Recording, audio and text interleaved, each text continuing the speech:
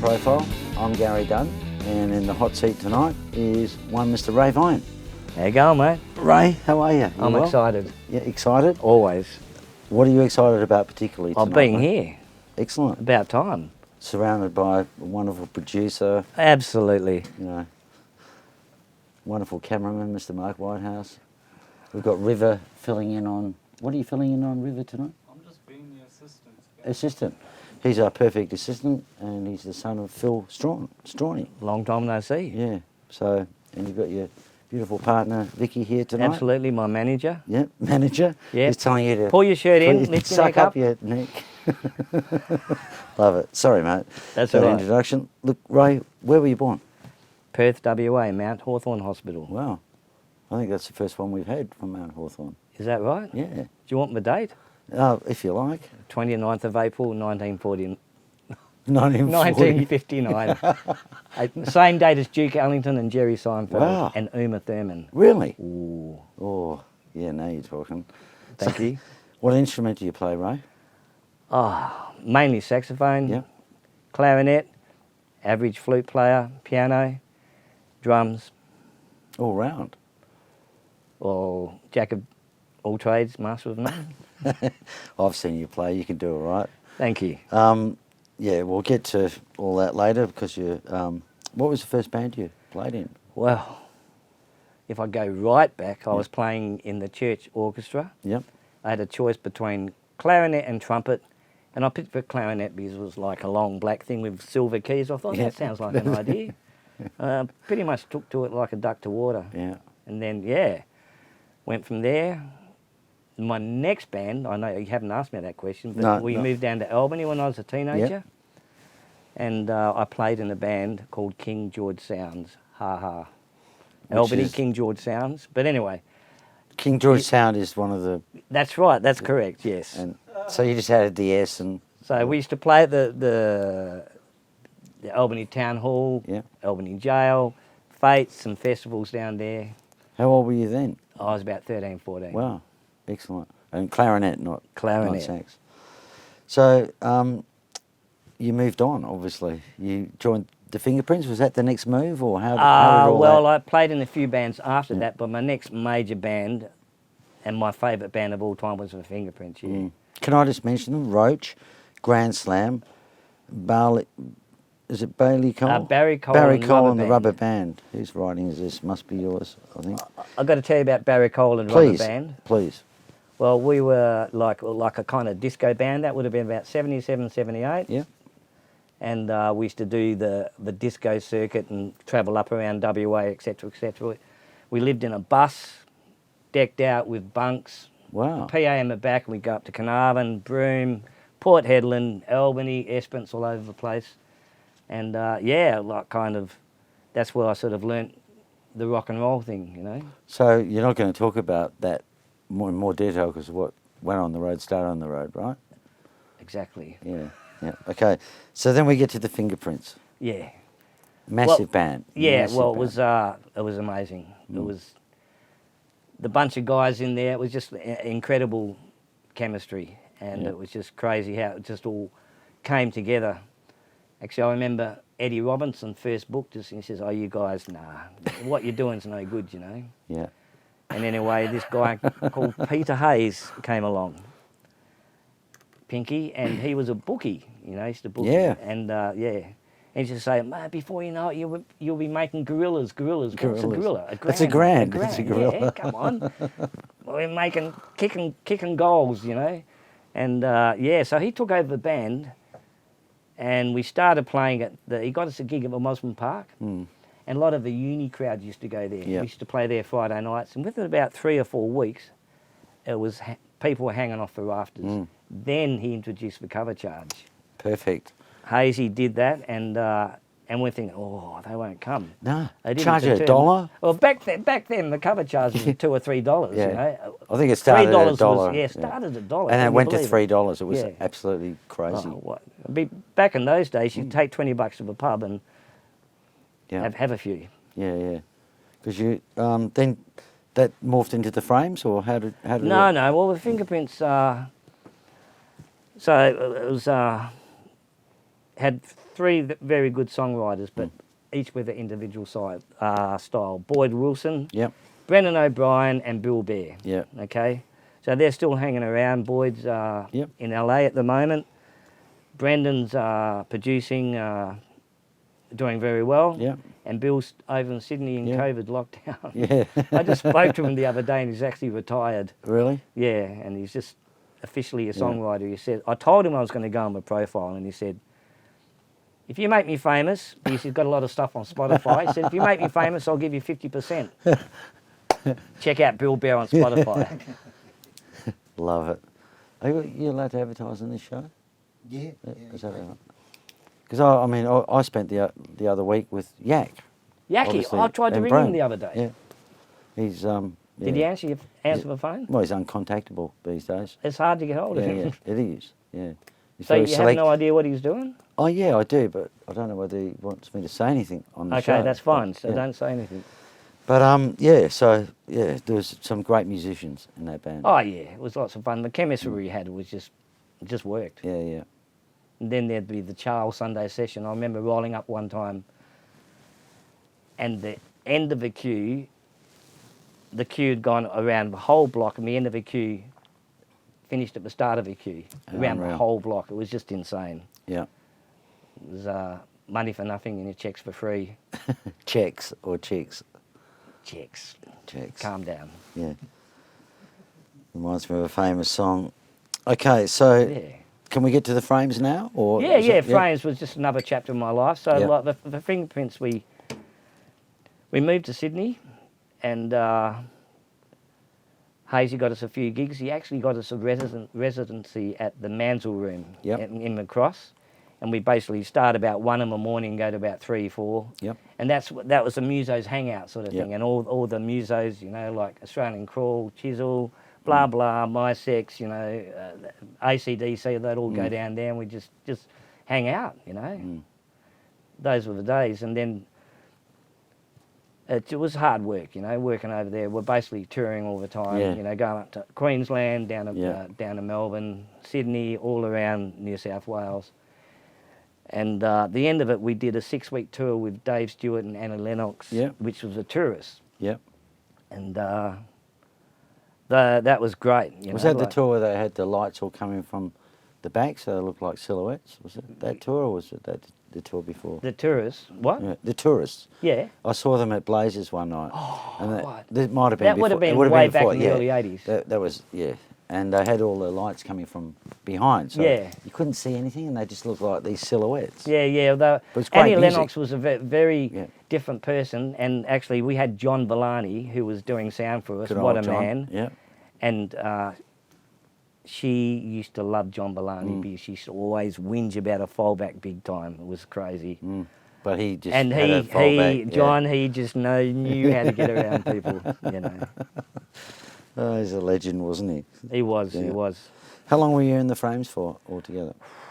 Started about 82. Yeah. Did about 2.5 years, I think. Yeah. And we've got to say, you moved on from clarinet. Obviously, you were playing Yeah, sax. yeah. Yeah. Well, I only started playing sax when I was 17. Yeah. The idea was behind that. I want to get into a real band. I want to play some rock and roll. Yeah. I want to party all night and sleep all day.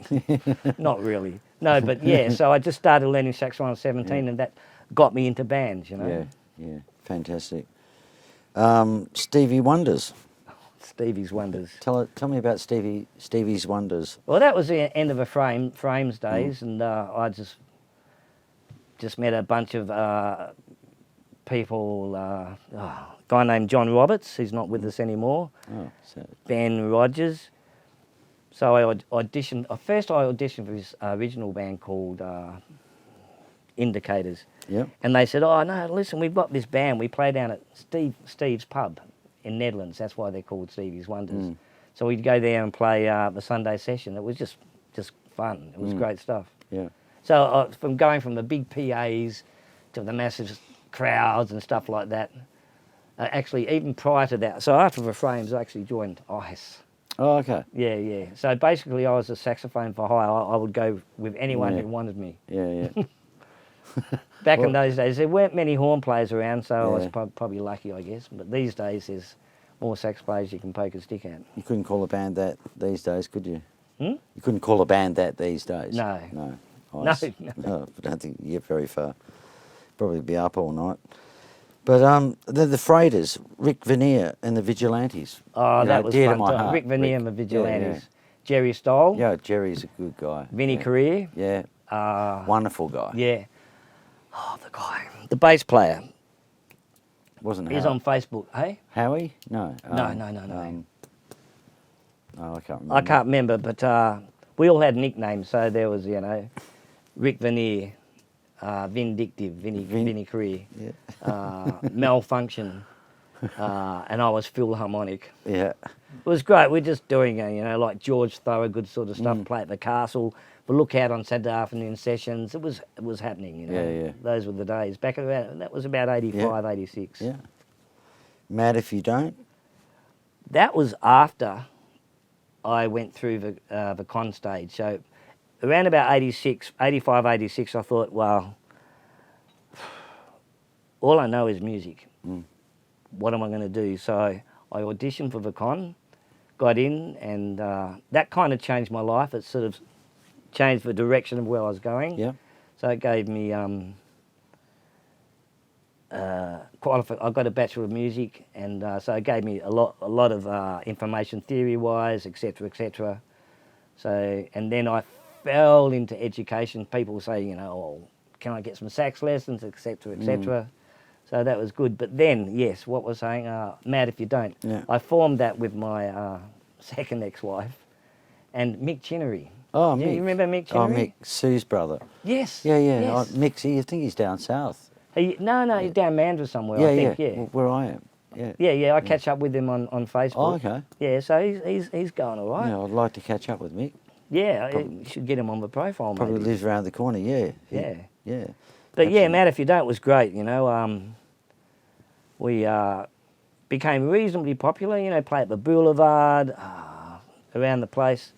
And then we slipped in the corporate scene, which was good. And Yeah. old Des Jost used to manage us there back in those days. It was good fun. Yeah. Excellent. Sid Chrome and the Sockets. That was started while it was a conservatorium. Who was okay? in that band? Oh, mate, I wish I could remember. But Yeah. I remember the horn section. It was Chris Grieve on trombone, yeah. who played him the night after. Yeah. That's one of my regrets is I turned down the night after gig. But anyway, that was when I was studying at the con, so I was focused. We I asked you. I had a plan. You know? I think, get Ray Vine. He doesn't want to do it. Right. Anyway, well, we've never played together. Have we never done a gig No, together? no, I don't Not think so. good enough. No, not good Can we enough. fix that up? Yeah, we can fix that up. Okay. You can come and play with Darren Reed. Oh, I've been there, done that, but that's fine. Yeah, no, Darren's an amazing entertainer, that guy. Absolutely. So, what have you done any other jobs through your life? I mean, now you're teaching, obviously. Can you Yeah. tell us a little bit about that? Well, when I first left school, I remember I was going to school halfway through year 11. I just didn't, after the holidays, I don't want to go to school anymore. The old man coming, get up, you're going to school. No. After about a week, he walked in, threw a bucket of water over me in bed, get up, get a job. So the next day, I went for an interview as office boy at Bunnings, and I got a job, and I got the job. The next week, I was working as an office boy at Bunnings. I would have been about 16, Yeah. 16, 17, yeah. And and then I got sick of that after about 6 months. I thought, right, I want to work outside. So I got an apprenticeship as a carpenter. Yeah. So I did that. I was about 6 months short of my apprenticeship. And the boss was very pleased when I left, because you cannot be sacked from an apprenticeship. But I could tell you a few stories about that, but yeah. Back then, all I wanted to do was Play become music. a rock and roll star. Yeah. Never happened, but I got close. Yeah. Yeah. All of us. Well, I think you're all a bunch of rockers. Yeah. Well, Al made it. He had number 1, didn't you? And number 2. Oh. Yeah, 3 number 1s. Back to back. Back- Debut. I do have a claim to fame, though. Yeah, tell me while we're all I there. played the Was sax he- solo on what song? On the V Capri? Ah. Hey, it's so, well, only there you go. Oh, it is too, buddy. You have checks in the mail? Did they pay? I was going to say, did they pay Yeah, you? well, hang on, I can't remember what I You got. getting royalties or what? Not bad. So, ladies and gentlemen, just to give you a sense of what's going on here, this room is probably, I don't know, 5 metres by 3 metres, and it's really hard to fit a couple of egos in here. But anyway, I'll continue because Who's the biggest it's, ego you it's reckon? really it's suffocating. So, okay. So, favourite band of all time? I love Chisel. Chisel. Yeah, absolutely. Favourite TV show growing up? Gilligan's Island, mate. You're about the umpteenth person that said that. Oh no. Who was your favourite Bewitched, character? Hey, Who's your favourite character in Gilligan's Island? Gilligan. Okay. Oh, wait a minute. Mary Ann. I kind of like Mary Now Ann. the truth comes out. Young boy. If you were stranded on a deserted island, you could only take one album with you. What album would that be? Could I take Vicky? No, you're stranded. I'm stranded. Is- Okay. is Okay. Vicky an I'd album? probably take Miles Davis, Kind of Blue. Wow. Oh yeah, I Yeah. love my jazz. Yeah, yeah. Miles Davis, brilliant. Okay, so let's go sideways again.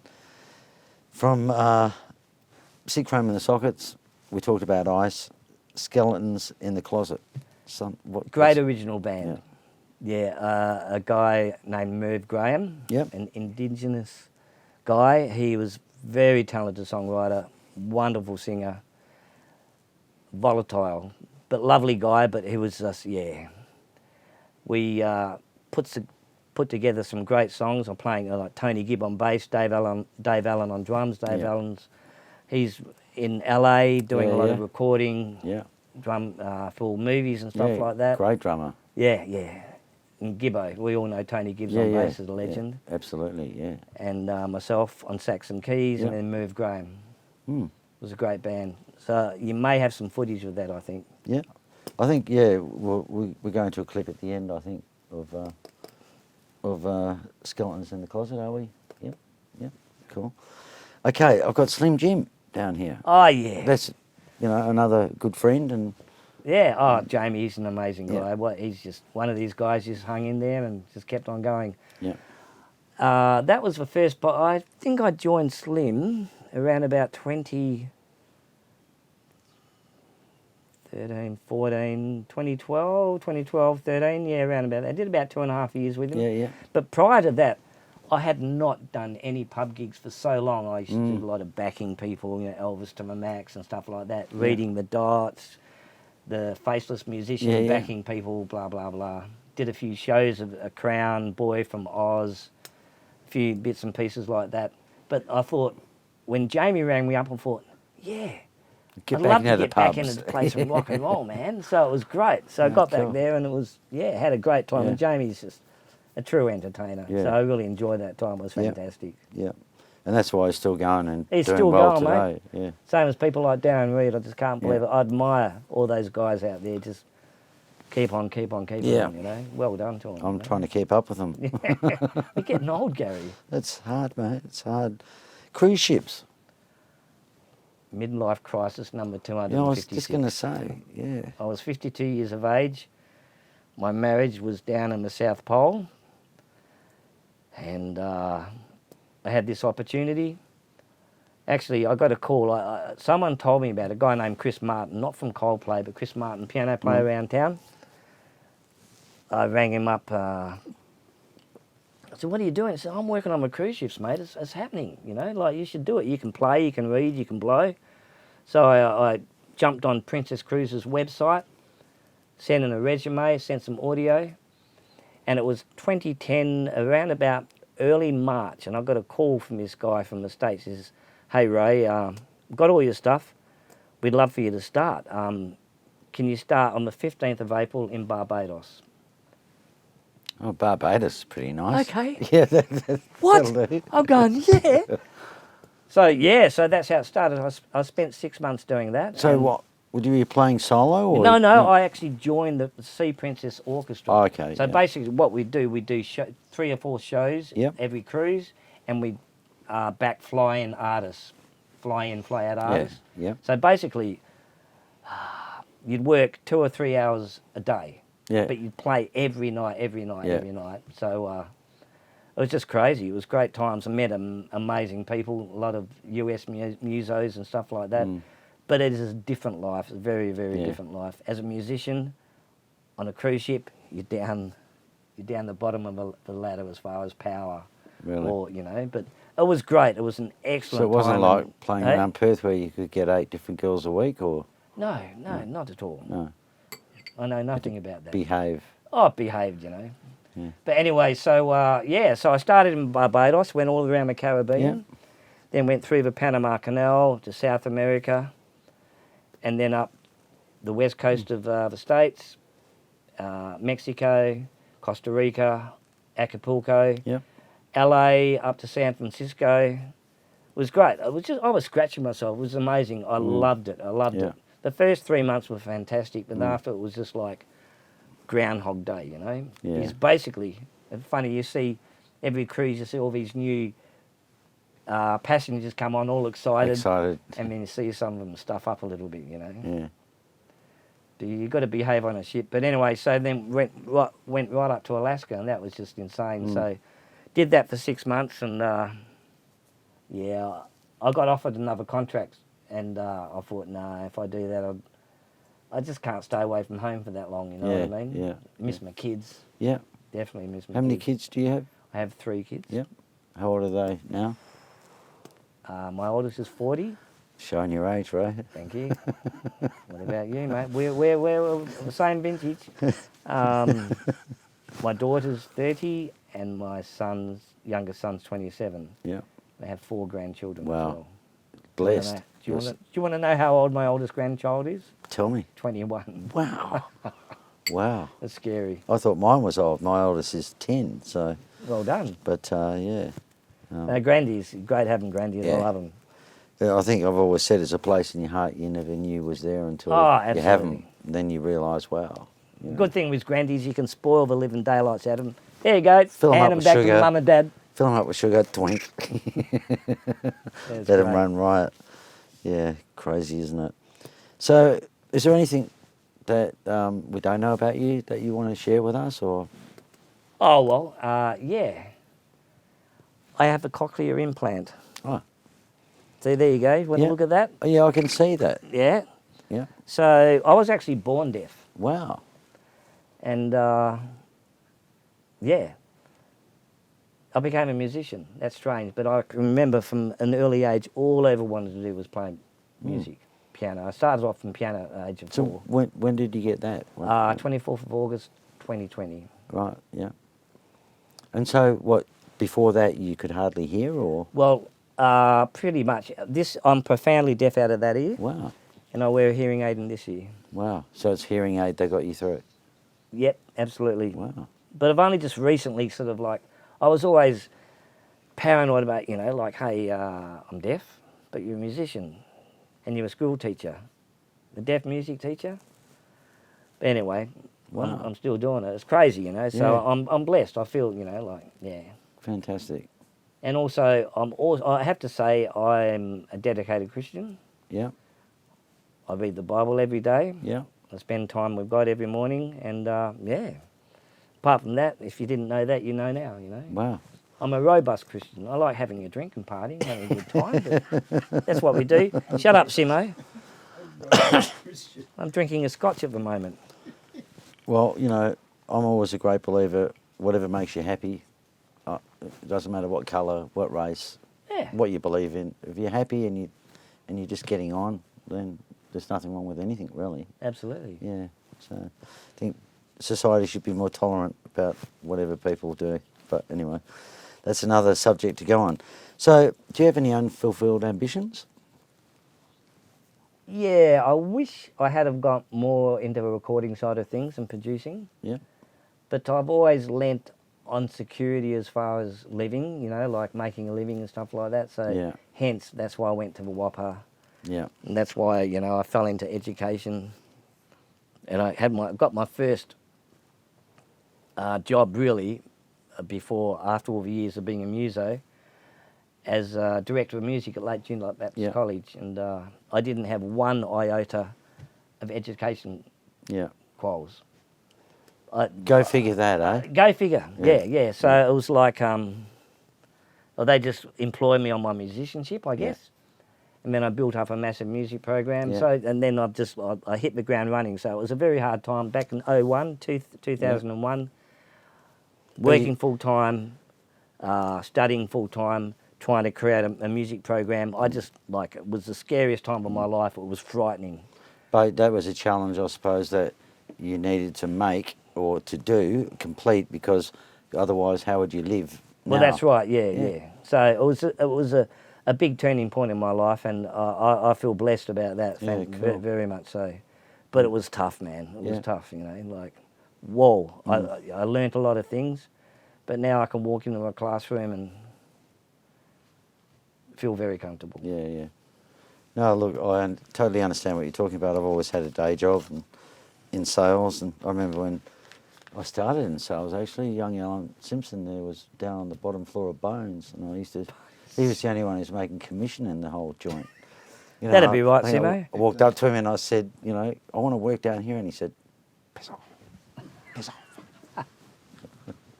Anyway, so I had to go elsewhere. Yeah. Anyway, do you collect anything, Ray?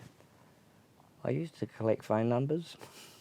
No, I shouldn't have said that. No, not really. I like collecting old saxophones and stuff like that. Have you got a few? Yeah, I got a few. Yeah. Is there someone you think we should interview that has a story? You done Darren? Darren Reed? Yeah, we did Darren, didn't we? Yeah. Mick Chinnery? Mick Chinnery, yeah. Yeah, there you go. Yeah, there's a name. You done Simo? No. Simo was episode 2 101, I think. Yeah. It's about 7 episodes to get through you, wasn't it? Yeah, it was a long one. Had a lot to say. Yeah. No. Oh, maybe Toddy Johnson. Oh, Toddy, yeah. Hot Toddy. Have you tried to get in touch with Todd? Is he Many talking to times. you, or He's, he won't come on?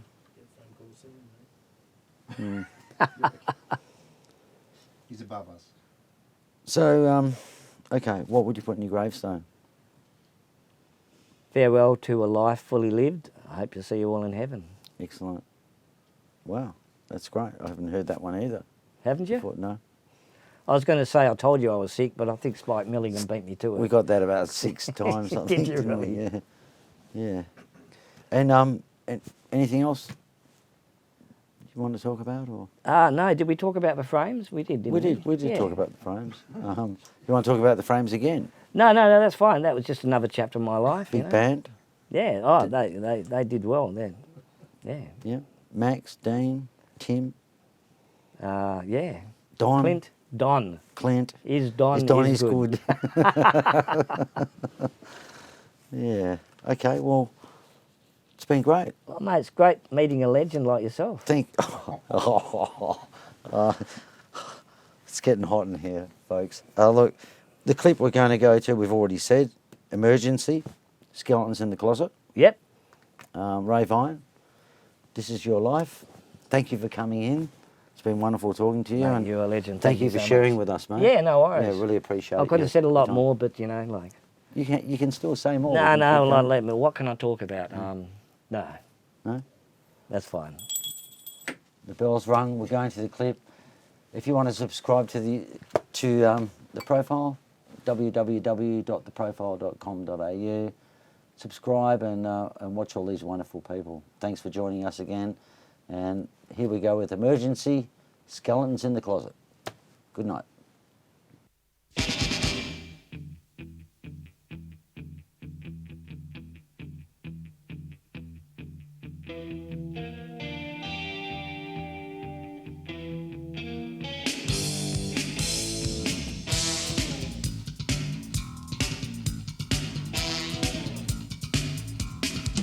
I'm gonna take it to the street in the best way I can.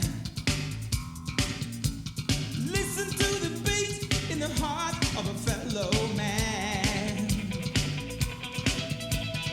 I ask no questions, they'll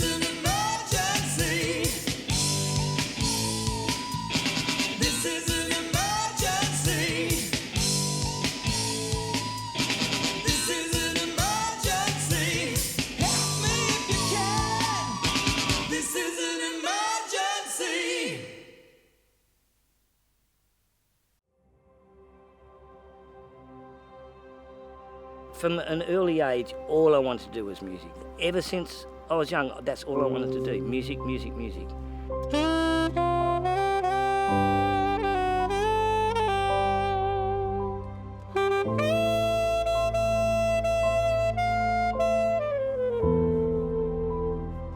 My love of music saw me joining bands as a youngster. It was a natural progression to head into education. A 1, 2, 3. And now I'm lucky enough to share my passion of music with today's generation, and hopefully they can become tomorrow's musicians. My name's Ray Vine, and there's one thing I've kept a big secret, or which I rarely tell people, is that I'm profoundly deaf in my right ear. I was born this way, so it's what is what is. I've only experienced mono, but I've always relied on my left-hand side, my left ear, which is not so good anymore these days because I have to wear a hearing aid on that one as well. Only recently I've come out and say, okay, I'm deaf, you know, I can't hear you. And the thing is, I think, but I'm a music teacher, a deaf music teacher? What is that about? In August 2020, Ray received a cochlear implant through the generosity of Ear Science Institute Australia's Gift of Hearing appeal. 2 days before my big day, I'm actually getting the cochlear implant. Wow. I'm feeling many different emotions. Anxious, someone's going to slice into my head. Excited. I'm anticipating what it's going to be like. People say to me, it's a life-changing thing, and I'm trying to imagine what that's going to be like. My expectations with the turn-on was I'm going to hear the world, I'm going to hear everything. It wasn't like that, but I could hear noises. I can hear it, you can hear the pitch as well. And atmospheric noise and sort of things like that, so it was interesting. Over the past 8 months, we've followed Ray's journey every step of the way, and no, it hasn't been easy. At the 2-month mark, we reconnected for a chat to track his progress. Ray, you're a few months post-surgery. What would you say and how would you describe your journey so far? Because I can feel the thing in my head, and sometimes I wake up and I think, oh, what a blessing. And then sometimes I wake up and think, oh, I'm so dizzy, what's going on? It's like swings and roundabouts. I go up and I go down, go up and go down, but I know that there is light at the end of the tunnel. So, would you say now that there is that light at the end of the tunnel? Oh, definitely. There is light at the end of the tunnel. I haven't reached it yet, but I'm going there and I'm heading in the right direction. Now, I hear more like clapping and clicking and the phone messages, you know, the phone going off, bing. I said to Vicky, what's that noise? Oh, it's a bird. What's that noise? It's a washing machine over the other side of the house. Oh, wow. So I'm here.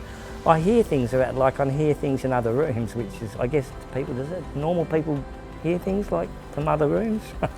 As a gift of hearing recipient, Ray is living proof of the life-changing opportunities and enhancements available through this vital appeal. My message to Marcus, St John of God, Ear Science Clinic, Vanel, Jess, 100% heartfelt, and thank you, because the future for me now is, what will it be like? Now I'm aware of what it's all about, and now I know that it can get better, so I'm still very expectant of where it can go from here. So I'm excited. No pain, no gain. You've got to go through the hard times to get where you want to go. It's as simple as that.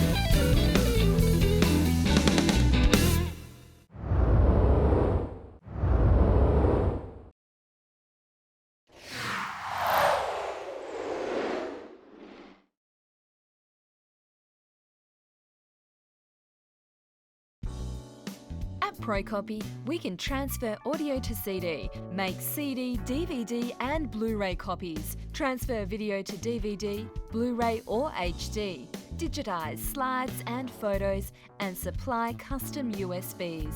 You can see more details at procopy.com.au or call us on 08 9375 3902 for more information.